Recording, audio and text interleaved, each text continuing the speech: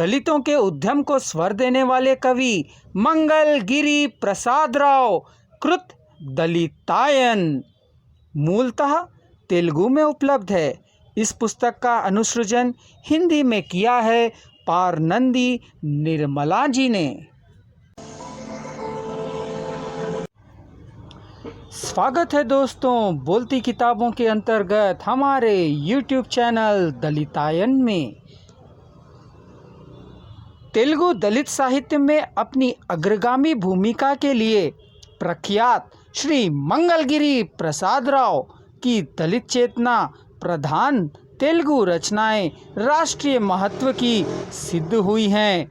दलितायन इनकी कृति है जिसमें इन्होंने तेलुगु राज्यों में रहने वाले रेल्ली दलित उपजाति के लोगों की व्यथा कथा कही गई है। इस जाति के लोगों के आर्थिक एवं सामाजिक विकास हेतु श्री प्रसाद राव ने अपना जीवन समर्पित किया है।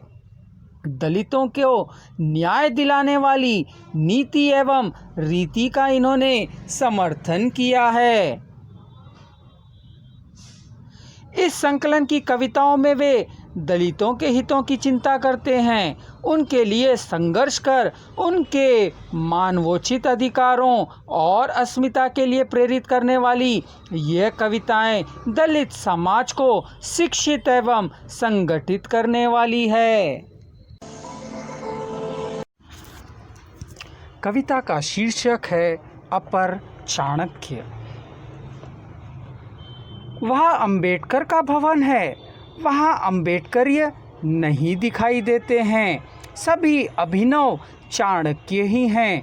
अंबेडकर के स्लोगन्स कहते रहते हैं, सभी मिलजुल कर आंदोलन करेंगे कहते हैं, पर अंदर ही अंदर ग्रुप बनाते जाते हैं। स्टेज पर चढ़कर समानत्व चाहिए कहते हैं, कई भाषण जोरदार देते रहते हैं, अपने में ही समनत्व को सह पा अपने छोटे भाइयों के पिछड़ेपन को देख भी अनदेखा कर नज़दीक होते हुए से दिख दूरी रखते हुए व्यवहार करते हैं।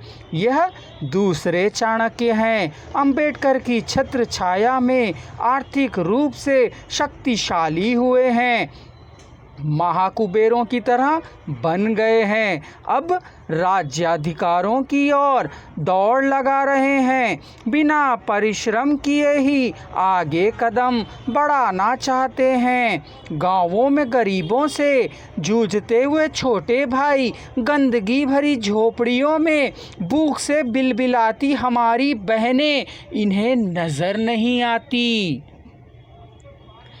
यह उन्हें लांग गए हैं, अपनी दरिद्रता को भूल गए हैं। दादी के कौर खिलाने के दिनों को, माँ के स्कूल पहुँचाने के दिनों को, पिता के कंधों पर चढ़ा ढोने के दिनों को, उन झुग्गी झपड़ियों को दिनों को, उन तालाबों के मेड़ों को, उन मजदूरी करते दिनों को सब कुछ भूल गए हैं।